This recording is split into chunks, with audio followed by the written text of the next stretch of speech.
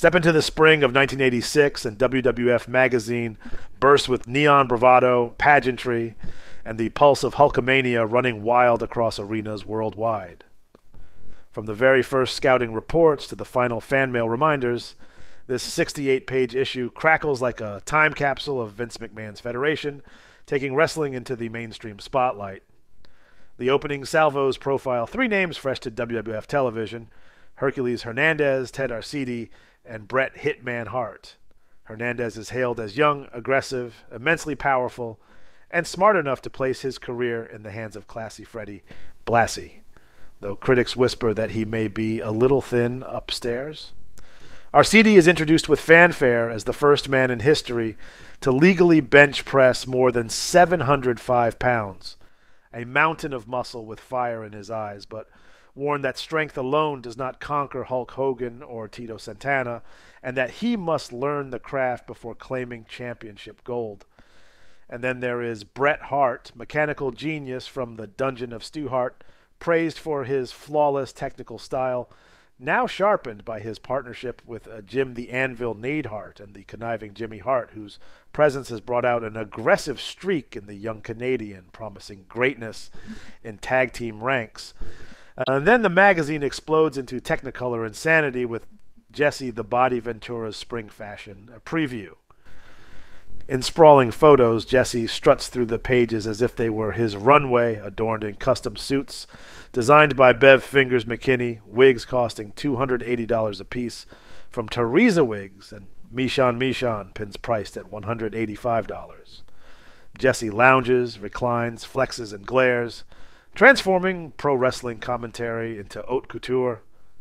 The man who redefined flamboyance, turning WWF broadcasts into a fashion show. The spread is less about the ring and more about Ventura as a lifestyle, pushing the boundaries between satire and style. From glam to grit, the focus shifts to Danny Spivey, hungry for victory. At 6 feet 7 inches and 270 pounds, Spivey is profiled as a man obsessed with success, hungry for more than just matches, hungry for legacy. He had already begun stacking victories in WWF arenas, each win only fueling his desire to devour more opponents, to climb the ranks and prove himself worthy of the spotlight. The article frames Spivey not as a finished product, but as a storm on the horizon, a towering blonde giant with ambition as big as his frame, who would not be denied. The magazine takes a heartfelt turn with Captain Lou Albano's crusade of charity. Gone is the heelish madman of past years. Here, Albano is shown co-chairing the National Multiple Sclerosis Society's Ugly Bartender Contest alongside Cyndi Lauper, calling MS a terrible disease and demanding that fans support the fight. He appears at the second annual Sports Celebrity Carnival in Hartford, Connecticut, raising money for Special Olympics alongside Gordie Howe, Walt Clyde Frazier, Andy Robustelli, Susan St. James, and players from the Hartford Whalers. Fans paid to pose, to autograph, to simply be in the same room as the captain, making the event a financial and emotional success. The pudgy, wild-eyed manager becomes here a benevolent figure, the bridge between pro wrestling chaos and real-world goodwill. Then comes Paul Mr. Wonderful, Orndorff, breaking into mainstream consciousness. USA Today ran a feature on him where Orndorff opened up about his troubled past, drug abuse, brushes with the law, struggles in school, and how he overcame to stand tall in the WWF. It was the kind of coverage unheard of for a pro wrestler in prior decades, placing Orndorff not just in the ring, but in the public eye as a human being who had wrestled his demons as fiercely as any opponent. And the magazine also celebrates Ernie the Cat Ladd, the 6 foot 9 inch, 315-pound mountain who once dominated football fields with the San Diego Chargers, Houston Oilers, and Kansas City Chiefs. Now he was named WWF's Ambassador at Large, representing the Federation in community events, reconnecting with fans, and serving as a towering symbol of goodwill. Ladd's transition from gridiron star to wrestling powerhouse to global ambassador showed how the WWF was positioning itself as more than just entertainment. It was culture, influence, and responsibility. On the mat, WWF was building dream teams, and none more promising than King Tonga and Ricky the Dragon Steamboat. Pages are devoted to their tag team synergy. Tonga with raw power and sumo-forged strength, stalking foes, pounding them with karate chops and heavy throws, then tagging Steamboat, who flew across the ring with lightning martial arts strikes and breathtaking aerials. Their opponents staggered, worn down by the back-and-forth tempo, until Steamboat finished them with his flying body, press off the top rope.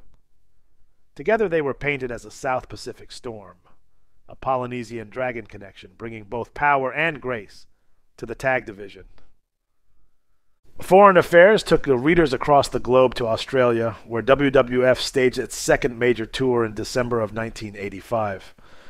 Partnering with Kevin Jacobson Productions, the Federation sold out arenas in Brisbane, Sydney, Melbourne, Adelaide, Newcastle, and Wollongong, and nearly 55,000 fans roared as Junkyard Dog, the Killer Bees, Adrian Adonis, Tiger Chung Lee, Tony Parisi, Les Thornton, the Iron Sheik, and Nikolai Volkov, Iron Mike Sharp, S.D. Jones, Susan Starr, Velvet McIntyre, and Leilani Kai brought the WWF spectacle down under.